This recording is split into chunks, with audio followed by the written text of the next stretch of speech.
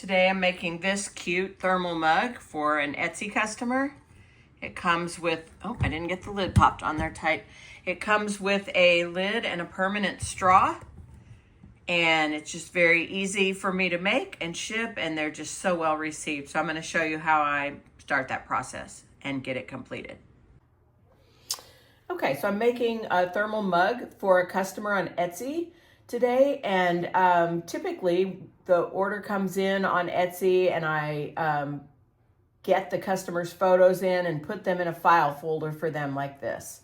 And so then the photos all come in. This is what they looked like originally.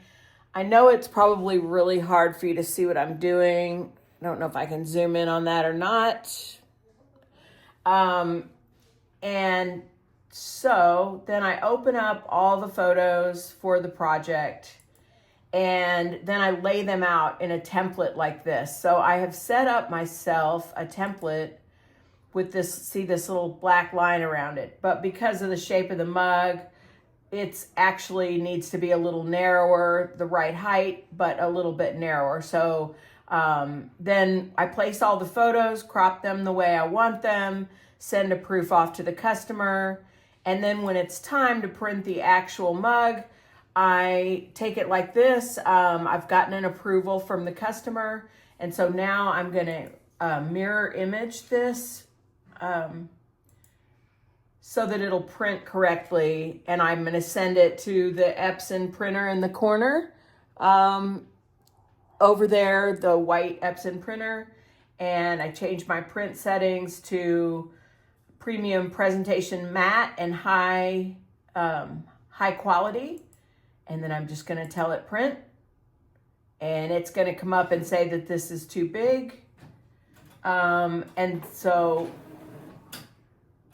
actually I must have already told it that because it is now going ahead and printing my design. So anyway, that will take it a few seconds, and I'm gonna go and turn on my thermal mug press and set up the mug, and I'll turn the camera back on in just a few minutes. Okay, so here we are back at my Cricut mug press. Actually, it's not a Cricut. This one's a PYD Life. One that I just got inexpensively on Amazon. I like it just fine, but if you want to adjust the settings, you have to crank these knobs back here, and you have to crank them at the same time or it gets all wonky. So I pretty much only use it for printing this kind of thermal mug, and I sell enough of them that it's worth it to me to just have a machine dedicated to just that. Okay, so I printed out my design, mirror image, and this is what I got back. So I'm gonna just trim that out really quickly. It doesn't have to be perfect because the little white edge isn't gonna show. It's gonna just use the background of the sublimation mug to print it. By the way, this is sublimation, if I hadn't said that before. So this is a way of permanently putting these photos on a thermal coffee mug. And I do always say to hand wash these, but honestly, like my daughter, my sister, all the people I know have one, my best friend, they just throw theirs in the dishwasher and they really don't have any problems. But officially, we are doing this as a hand wash item. So this is the thermal mug blank.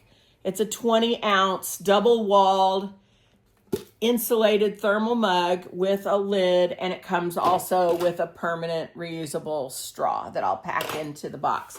Okay, so at this point, just make sure your mug is all cleaned off. You can lint roll these or whatever, but I just never find that really necessary with this particular product. So I'm just trying to line it up visually, top and bottom, and just try to get the same channel of space on both sides. And then I use heat-resistant tape. You can't use regular tape on this product because it will melt in there and just make a huge mess and ruin your mug. So you have to have heat-resistant tape when you make this. So I'm just taping down the sides, taping the imprint on here. With coffee mugs, I cover them in white paper. The mug press seems to prefer it, but this thermal tumbler press doesn't really seem to care. So it just seems like a wasted step. So here I am And the machine is now up to 375. It only takes 60 seconds to print this. So I'm going to pop this in here and I will show you the result when it's done. It's literally this fast. Once the customer has approved the item, they come in these little boxes. I just sticker with my label, and then we'll put a hand wash me please sign inside of it. And I always take a photo of it, both so I have them for my social media, but also just in case the customer has a problem with their order, I can see what actually happened. That rarely happens. I sell hundreds of these and I have all 5-star reviews on them. The product is just beautiful. It washes great. It lasts a long time. It's just a great product. And you can get these on my Etsy shop, tumblechicks.etsy.com, or you can get them from my regular web store, tumblechicks.com, www.tumblechicks.com. Okay, so just that fast. The mug is done. And I pull it out of here. It's very hot, but the handle isn't hot because the handle wasn't in the heat. So I just wait just a few seconds, and then I'm going to take this off, and you can see how cool that is. Like, just very, very fun. And this customer wanted great grandma on hers, and so, yeah. So that is an order that will go out today through my Etsy store, and it is just as simple as that.